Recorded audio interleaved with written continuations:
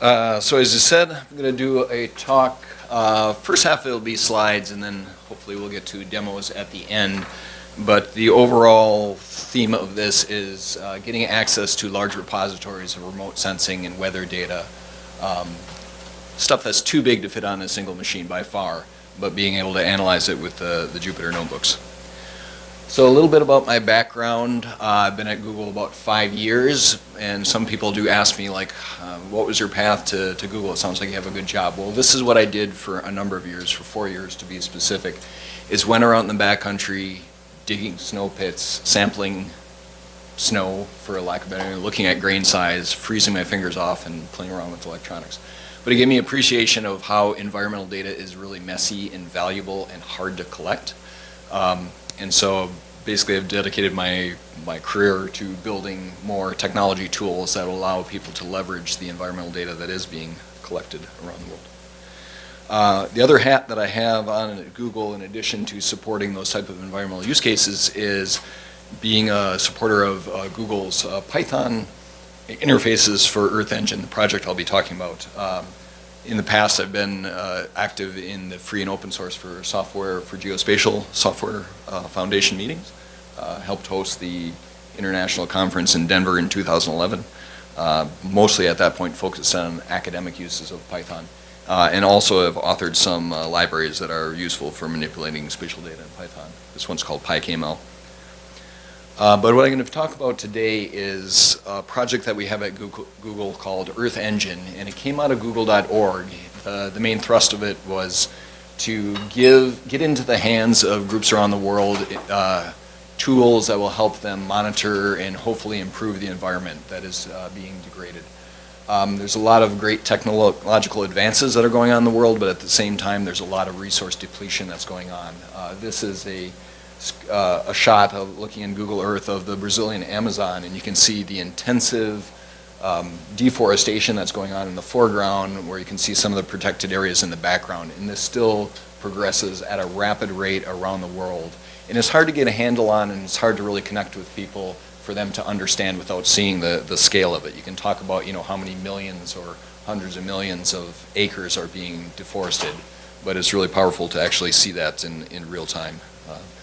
Using things like the NASA Earth Science data that's being collected by a series of satellites that's up there. It's not just NASA, it's NOAA, it's agencies from other countries like the European Union or the European Space Agency has a lot of satellites up there. They're all observing the Earth. This has been happening for the last 40 years continuously, but it tends to be very large, in a sense, data in terms of volumes, especially if you're trying to pull it locally. And it also tends to be really messy data because you have things like the atmosphere going on and the sensors degrade.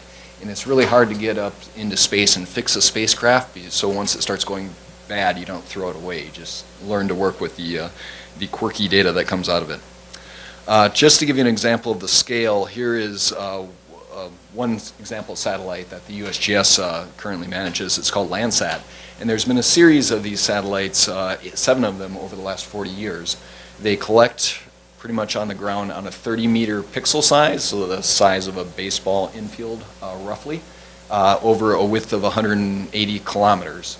And as they are acquiring data, it happens to be at a rate of about a half a terabyte every 45 seconds. That's kind of their unit of block that they usually distribute the data, called a scene. So that takes 45 seconds to get a half a terabyte of data. So at this point in my talk, you've already probably well beyond filled up your hard drive, you know, with just the data that's being collected by one of these satellites, and there are dozens of these that are going on and have been going on for 40 years. So it's a lot of data in some sense. On the other hand, it's actually a really sparse amount of data that these satellites don't revisit every point in the Earth all the time. You might get a scene, in the case of Landsat, like every 16 days for a single point on Earth. So it's really sparse and it's really voluminous at the same time. What these agencies have done in the past is take all that data that's downloaded from the satellite and sit it on a tape and put it in a vault somewhere. This is the Eros Data Center that's in South Dakota. And they have gotten better in the last few years that more of the recent data that's being acquired from the satellite will be directly available through some type of web service or as a file download. But it still tends to be a huge volume of data even though they are getting it online. So we're trying to make that easier to work with. Earth Engine as an overview of what Earth Engine is itself, it combines three aspects. One is just large storage that we have at Google. We're going to download that raw data and put it available on spinning disk. We're going to put algorithms that understand geospatial data, like projections and where this data was collected on Earth, and then also co-locate it with a lot of CPUs for computation. So Earth Engine is basically customized through geospatial data. It's a cloud API, and we have two APIs right now, a Python and a JavaScript API. But the thrust of this talk is how do you get that to communicate with something like Jupyter, which has been a powerful project that has been really revolutionary in kind of data science, but hasn't been applied that often to geospatial data sets. So this is kind of what I'm going to get to. I'm going to talk about, throughout this talk, all the different components of it, but it's hooking up Jupyter as the front end on one end, using IPyWidgets and some specialized versions of IPyWidgets to talk to a Python kernel, and then that Python kernel can communicate into the cloud to Earth Engine to grab geospatial data and instruct it on how to analyze it as well. All right, so Earth Engine, as I said, it's Google's cloud platform. Our goal in general at Google is to organize the world's information. Earth Engine's goal is just to do this for geospatially, kind of a subset of the world's information, and just make it useful. This always comes up kind of later on, but I'll start off with it. It's not an open API in terms that you need to get whitelisted, but our whitelisting process is really easy. You fill out a form with about 4 boxes, and you then get an email with access to it. The reason that we do whitelisting is that we give you a very powerful API where you have the ability to summarize all of the world's data down into a single point, and that may cause havoc for other users if you do that. So if you are writing problematic queries, we can at least identify, shut down a user, talk with them, figure out what they're trying to do so they don't impact other users. The default terms of service allow for development, research, educational purposes. People are publishing papers in like Science and Nature just under our standard terms of service. We also have a commercial terms of service, which is custom for commercial use cases, but that tends to be a really small percentage of our users. Most of our users are academic or government researchers, NGOs, nonprofits around the world, groups like that are trying to make a difference. And that's where our support efforts lie as well. So what can you do with Earth Engine? Well, one thing that we've done within Earth Engine is produce the cloud-free base map that you see in Google Maps or Google Earth. This is based on Landsat and Sentinel-2 imagery as the sources, and we just composited data over the number of years looking for the cleanest pixels so we can get a cloud-free base map of the world. So we use it internally, and we use it on our consumer products. We also produce these things like videos of the entire Earth. Here is just a small portion of that video. I mean, the video in terms and size, it's the entire Earth at 30-meter resolution. But this is Las Vegas, and you can see over the course of like 3 decades the growth of the city and the depletion of the lake. They're not necessarily correlated directly. They just happen to be next to each other, and it makes for a good visualization. But this type of video on a yearly time step is available throughout the entire world if you want to go look at this Earth Engine time lapse. It's kind of a neat way to get at least an idea of what satellite data is available and what changes are going on at the Earth's surface. But it's also used in addition for those visualizations for deriving important information about change in our Earth. In 2013, we had a paper in Science magazine with co-authors from the University of Maryland that were looking at the yearly change in forest cover throughout the entire world, so we can get accurate statistics on where deforestation is happening, where regrowth is happening, is it getting better, is it getting worse, etc. So that was a kind of an academic building knowledge activity for Earth Engine that was later used by a bunch of NGOs to start doing kind of monitoring and build awareness around consumers of their use. Here's another one which we've looked at on a monthly time scale where water has occurred on the surface of Earth. So you can see like braided rivers migrating, dams going in, wetlands being destroyed, etc. Things like that. It's a really valuable record of the Earth's surface. And how do we do that? Once again, we have 3 main components of it. It's the data, the algorithms, and the storage for Earth Engine, and then we have an API that just sits around and waits for requests for using or applying algorithms to that data and returns results. The results that come out of Earth Engine tend to be, for the most part, really small relative to the data sets inside. So you might get like a PNG representation that shows you, land cover rather than having to download the raw data. So it's orders of magnitude faster than trying to do the download yourself, which has been the typical paradigm in earth sciences for a long time, is order the data, download it, do the analysis locally. And that's just slow, and we're impatient about making change in the world. So what data do we have in there? I talked already about the Landsat collection. That's our largest collection by right now. It goes back 40 years. We also have other data sets that have different spectral, temporal, spatial characteristics. MODIS is another sensor that the US government puts out. NASA maintains that. We have terrain data, we have land cover data, we have atmospheric data, we have weather, climate forecasts for the future, et cetera. We're really driven by what our end users want us to put into Earth Engine, and we prioritize based on their requests. So it's not a complete archive, it's basically a mirror of useful data sets that somebody has determined to be useful. We set up feeds so that we get ingestion on a nightly basis. We get on the order of 4,000, 5,000 new images each night as the data providers make them available. In addition, we have a lot of the operators that you might find in a GIS or a remote sensing package, ways to manipulate images, collections of images, features, which are vectors, polygons, points, etc. We have things like SQL-like joins within there. We have n-dimensional representations, so you can do a linear algebra within Earth Engine. Basically, a lot of building blocks that people can chain together to make a more complex algorithm that works on this type of spatial data. Also have machine learning algorithms that are integrated within the system. And we have a lot of computers at Google. So we put it there. So we have two APIs. For this crew, I'd imagine that the Python API is more of interest. And it is important to understand that Earth Engine, behind the scenes, behind the API, doesn't know anything about Python. So you can't run NumPy at scale on Earth Engine. It's basically the Python API is used to construct and pre-process instructions that are going to go to Earth Engine, and also to interpret the results. So that's it allows you to do a lot of things, and it prevents you from doing some things that you really wanted to do. You have to often translate the algorithms that you might have in something like NumPy into Earth Engine's primitives in order to get it to work. But the things that people have been able to do with that are pretty impressive. I'm going to just give a few examples here. Map of Life and Climate Engine, and actually this one, Deltar's Aqua Monitor. They produce these interactive maps of the world with their own custom user interface, sliders and things. This one allows you to select 2 years over the last 30 years and just compare where water has been gained or lost throughout the world. You can see a lot of changes going on. For instance, in India, Aral Sea has dried up during that time, etc. Allows you to just interact with the data sets. Here's another one where people have been using Earth Engine to monitor species around the world. Just where is their range? How is it changing? It's called the Map of Life. And then a last one here is an interface that's more for academic scientists that are looking at drought and weather changes, things like that. Let's see. So anyway, the idea is that we have an API and then people build front ends on it using typical web technologies.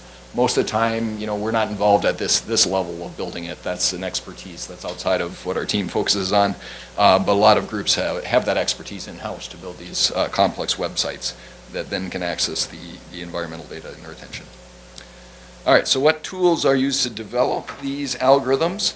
Well, we maintain something that we call the playground or code editor, and it's an IDE that allows you to manage scripts, display results on the maps. There's charting within there, kind of a code editor in there, an inspector for clicking around and figuring out what your data values are at different points in space and time.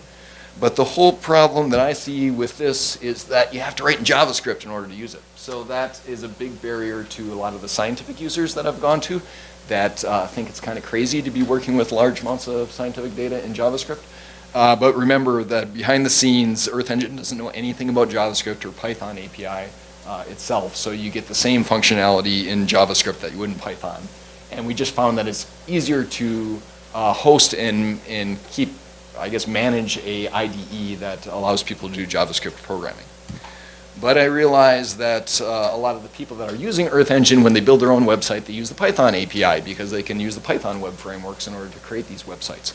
So we have this little bit of a disconnect here, is that people are developing algorithms using our IDE, and then they have to do a little translation to Python API in order to get it running on their own website outside of our IDE.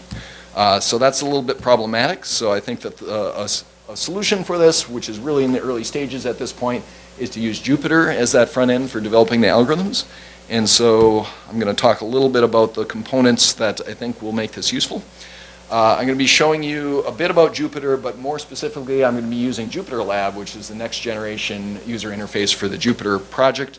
I'm assuming that everybody at this point coming to PyData would probably have heard of Jupyter at this point, the front end.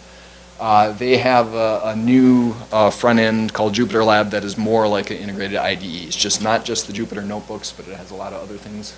Its current status is that it's either pre-alpha or beta. I'm not sure the exact designation, but I've heard that it's ready for the adventurous, and we're going to be adventurous with this and think that it will stabilize in the next few months. The other key component that I'm using is Jupyter widgets, and these are what allow the Jupyter front end to talk to Python behind the scenes and talk back and forth. It's not just a one-way communication. So an example of this is if you want to have a widget that allows you to select a number down here, like I'm going to select 42, I then can query it for the value. And I guess I captured this after I moved my thing around, so 42 doesn't match up exactly with 0. They should if I actually reran that cell. And then a very specific widget that I have been making use of is IPyLeafet, which wraps the leaflet JavaScript library for interactive mapping. IPyLeafet is maintained by some of the core developers of Jupyter, so I think that it will be around here to stay. It's actually pretty powerful even in its early stages right now. I'm making use of that. And once again, this is kind of the setup that we have here. So front end with their JavaScript controls, the widgets, they'll talk to the back end, the Python kernel, and that Python kernel then can talk to Earth Engine through our Python API. And to make this easy, because there is some setup involved, I created a Docker container that actually will make this front end for you. So I'll have links to that at the end of the talk if you're interested in that Docker container. All right, demo time. And how much time do we have left? I got 20 minutes. Awesome. All right, so I'm going to start off here with, actually let me close out of here for a second and make this a little larger so you can see it.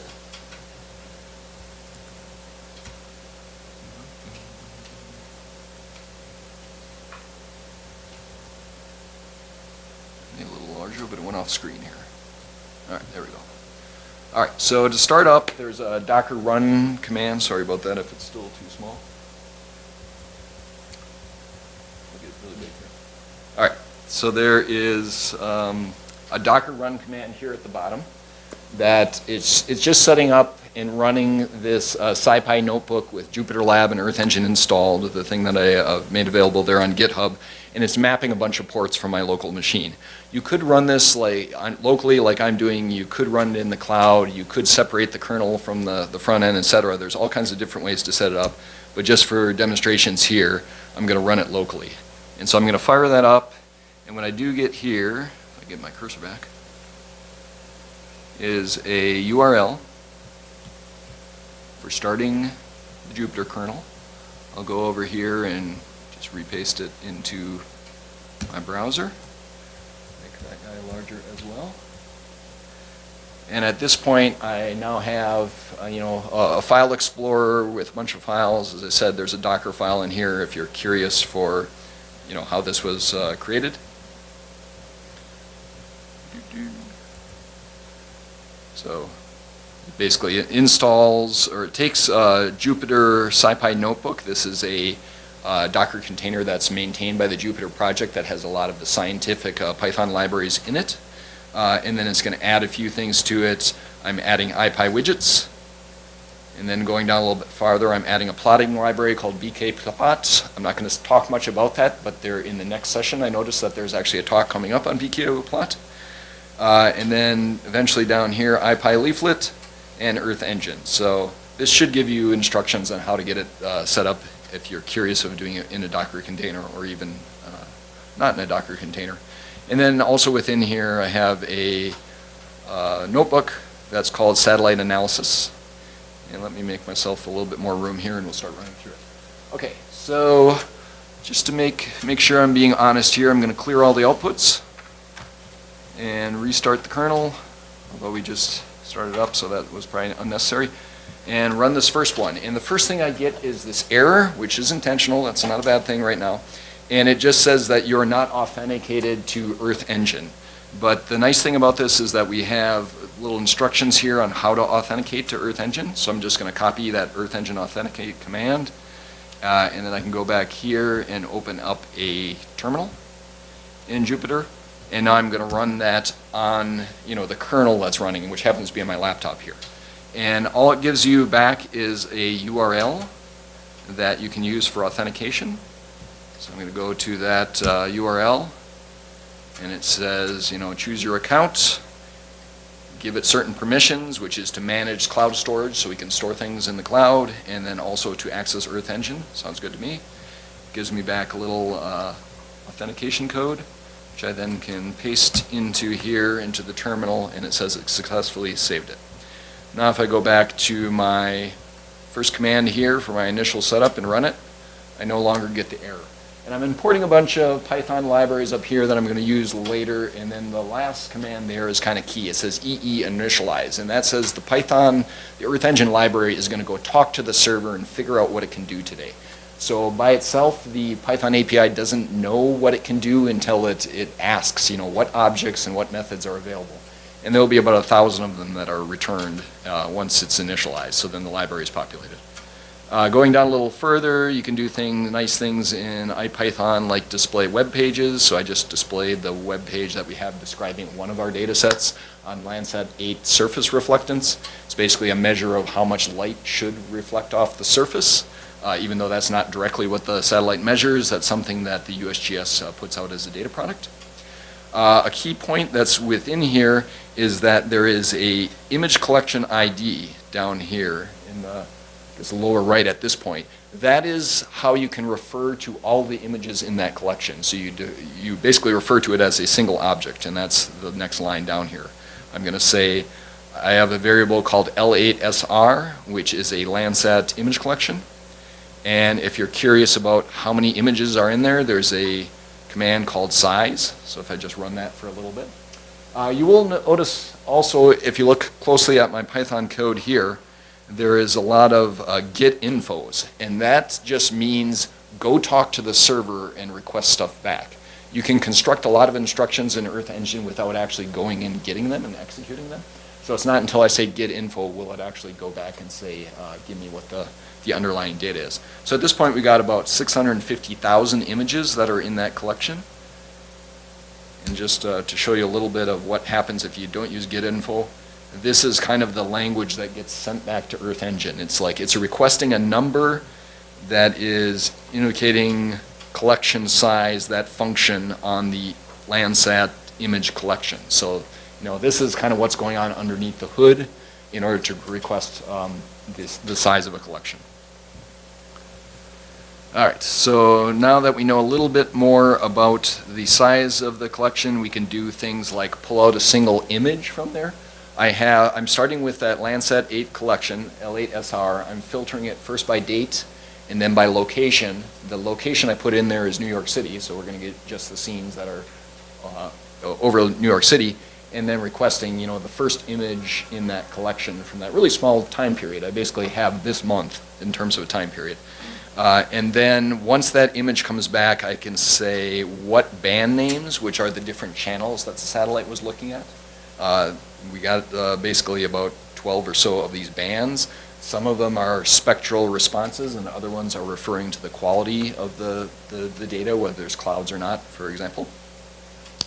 What I'm going to do now is rename all of those bands, B1, B2, B3, to be more human readable in terms of what they're looking at. For example, the B2 is the blue channel of the visible light, etc. So I'll do that here. And then what we then can do is print out, metadata on that entire image. And at this point, it's a lot of just text metadata, but it talks about, what is the projection of the image, how does it sit on the Earth, what are the dimensions of it, and basically what part of the spectrum, the ID of the channel. All of that is included within here. A lot of information that's just in the metadata. And if you get down all the way to the end, you get some metadata that was provided by the original provider, like what is the cloud cover, what is the distance to the sun, all this stuff you might want to use in your Python algorithms, to interpret the data correctly. It's all there if you need it. But it's not very visual. So the next thing I'm going to do here is say, get me a thumbnail URL for this particular image using the bounds of the image. And if I do that and click on it here, we get like a nice PNG image. It's pretty small, it's requesting back just a representation of that image. And then the nice thing is that you can also do this within the Jupyter Notebook. Like I can request that image URL. It's not interactive, I can't click and drag and move it around, but at least gives you an overview of what that single image is. Remember, it could be on the order of half a terabyte if you wanted to download this and start working with it yourself. But anyway, that non-interactive view is only so nice, so let's go and use some of these widgets for interactive viewing. So I'm going to start using the IPyLeafet module here right now to create a map at a certain zoom level. This map is now interactive, I can move it around like this. I also have some drawing tools on here, so if I was curious about identifying some area in South America, I could actually do that as well. And the nice thing about this is once I draw on the map, in the front end, the Python kernel now knows about it. I can say for my drawing command, what was the last draw command, what did it do? And it basically created this geometry with these certain coordinates, etc. And once again, you can use that in your later code in the notebook, which is pretty powerful. All right, so let's do a few more things. I'm going to use a function here that knows how to construct a request to earth engine for a tile in the form that this IPyLeafet understands. So this is 4 lines basically connecting the two things together. And then I will use that tile URL that I constructed to add a layer to the map. So let me go back up here to the map, and I'm going to zoom out a little bit and go find, it's basically where's Waldo in the world. I can go find that image for New York City. And now it's at least you have a frame of reference of where it was. And this is a really cloudy image, but that's life. That's typical for these satellites. It's pretty rare that you get really clear ones, especially in perennially cloudy areas. So you have to do the best that you can with this type of information. All right, so, okay, we've got an image. Let's check our time here. And the next step down here then is to get rid of a little bit of that filtering that I did on the image collection. So if you remember earlier, I filtered it down to a particular month and then picked the first image in there. So I filtered it down to one image. But in this case, I'm going to run a query that instead of doing 1 day, let's expand it out to like a week maybe. And once you get back that collection, I can run a aggregation on it, like take the median value of the images if they're overlapping, because these satellite paths do overlap, especially as you expand out in time. And let me run that. And as I move back up here, you'll start seeing how many images were collected for a particular week. And the nice thing about this is I can, start panning around to wherever I want in the world, and the only time the data is being requested is when it comes into the viewpoint. So it's loading a really small subset of that potential, multi-terabytes to petabyte of data in there. Probably, for that small time period, it's not going to be anywhere near a petabyte. But if you are feeling very adventurous, then you could say something like, hey, well, let's go back and do a full year's worth of data here. Approximately a year. Let's do that. Run it again here.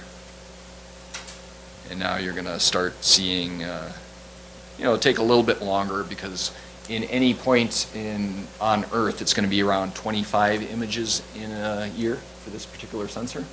But it can gather all those together and start aggregating them.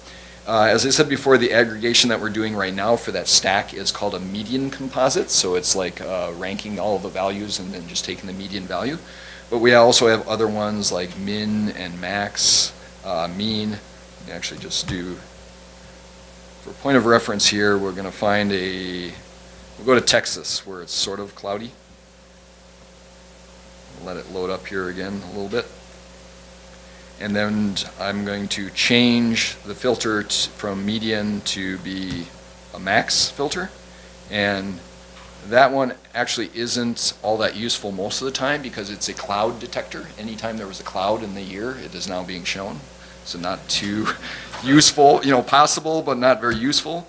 You can also do the opposite. You can do the minimum value over the course of the year. And this one actually tends to look okay when you're zoomed out. It's kind of dark because it's the minimum value. But if you zoom in, then you start seeing these pock marks, which are, I'll probably try to show a few of them here.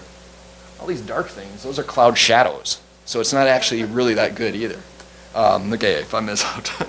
But there's all kinds of different ways you can do reductions. The one I'm going to next do now here is called a percentile reducer. So it's going to take the 25th percent. Whoops, I got to comment out all the other reducers I'm not going to use before I run it again. Okay, all the other ones that I have here, and now it's going to give you the 25th percentile, which actually looks pretty decent in many areas when you zoom around, because it gets rid of the shadows on the low end and then also some of the clouds on the top end. All right, so that's how to access a lot of data pretty quickly. The other things you can do is actually do band manipulation. So instead of looking at particular bands, I might want to combine different spectral channels. I'm going to actually, if we're looking at the electromagnetic spectrum here, and all of these blocks are where Landsat collects data, I'm going to take block 5, band 5, which is near infrared, and normalize it by the red channel, which is block 4 there. And the way that you express that in Jupyter Notebooks is you can do it mathematically, which is totally nice, unlike some other interfaces. But I basically can write a command that is about 5 lines of pretty verbose code that just says, hey, select the red, select the near infrared, normalize them together, and then add that back to my image stack. And then at this point, I have a NDVI band, which I then can start displaying. Oops, go back and I'm going to go somewhere where I know what the NDVI looks like, which is Central Valley of California.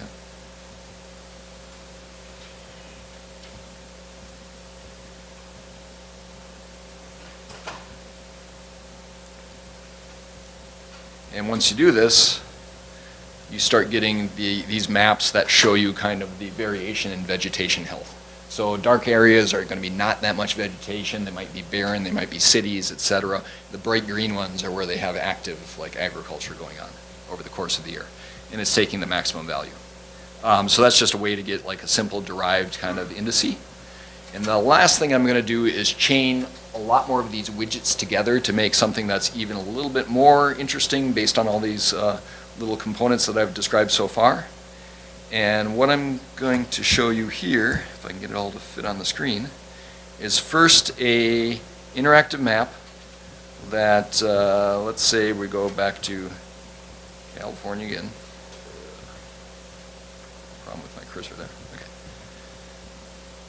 Zoom into California, and then I'm going to drop a little marker here somewhere in the Central Valley where I know there's agriculture going on. And what this does once I drop that value is it's going to go sample all of the Landsat 8 data from 2013 to present, and this is the variation of that NDVI value where I dropped the point here.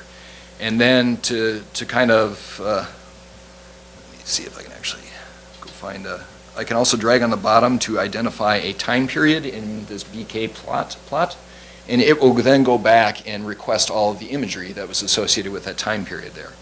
And if I go in, let me clear the signal I had here, and now I'm going to drop it on a particular field to be a little bit more precise. It's going to redraw the what we have down there at the bottom. And then what I can do is, I don't know if it actually got that to refresh right there. But anyway, you can then change the time period. This type of interaction where you're getting stuff back in the front end and being able to manipulate all of the different variables that go into remote sensing analysis is really powerful. I could see interfaces where you might want to choose the band combinations. You might want to compare two things over time to see how they're changing. All of that should be very possible to build with the IPy widgets and the associated that are within here. So anyway, that is a little bit of the demo. All of that is available in that Docker container, as I said. And if we go back to the last slide here, the reason we're doing this once again is to address like these big global issues that can be addressed through remote sensing. We don't always need the participation, of people collecting data on the ground in order to get an observation if we can use remote sensing. There's a lot of these United Nations Sustainable Development Goals that can be answered through this kind of remote sensing monitoring. So these are a lot of the things that my team is working on, along with external partners that have more domain expertise. And then don't need to copy this all down if you just get the link for this, but I just wanted to point out that I'm going to have the links to the code and some of the key websites for the technologies I'm using here. And then finally, the summary of this is that Earth observation data is getting a lot easier to use. If you are combining these Jupyter widgets with Earth Engine, it gives you even easier access to a lot of this data in a Python framework. And there are so many different issues around the world that could use people's that have skills in this area to help interpret the data, and so we can bring more awareness to changes that are going on in the world. This final link at the bottom is this presentation that I have right here, so if you want any of the resources or a copy to it, just go to that URL. Thanks.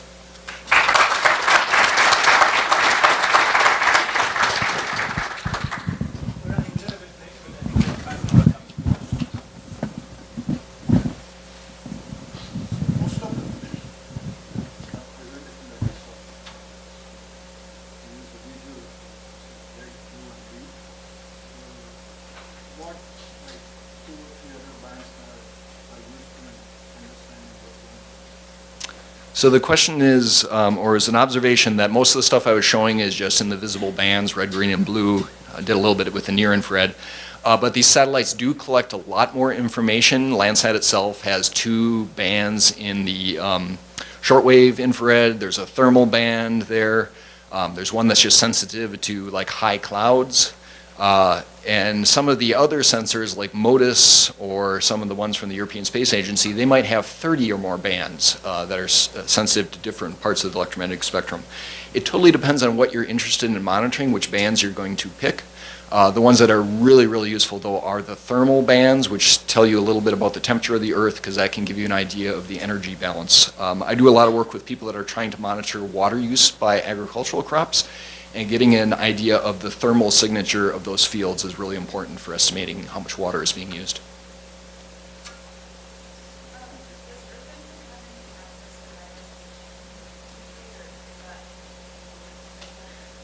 So the question is whether Earth Engine has access to high resolution imagery. From a technical standpoint, yes. From a licensing standpoint, not usually. There is some data from USDA, FSA, it's called NAPE data, which is at 1 meter resolution. That's available for the United States on like a 3-year rotating cycle. Internally, we use it for some of our data that we collect, but that's not necessarily public data. Let me think. But the other data providers are putting out like DEMs derived from LiDAR, which might be 0.5 meter resolution or so. So it's totally dependent on the data source, not really Earth Engine. And so it's basically what you can already get available publicly at high resolution, we can get into Earth Engine. I didn't point out when I was talking there, but there is a way to upload your own imagery too. If you don't see it in Earth Engine and you have a license to your own high-resolution commercial imagery, you can upload it and work with it yourself. And it's not shared with others unless you choose to share it. There are some quotas in there. If you look through the documentation, there is a page that is basically limits or quotas. The limits have to do with how many queries per second you can have, how much storage that you can upload. We give 250 gigs currently as a default to just anybody who signs up in terms of uploading imagery. And then there's also a limit on large aggregations. So very expensive aggregations, we limit how many you can concurrently do at one time. But that's all described on, there's a page that says limits of Earth Engine. And we just adjust those accordingly as we need to. And we also adjust the back end, like how many servers and stuff that we need depending on how many users we have.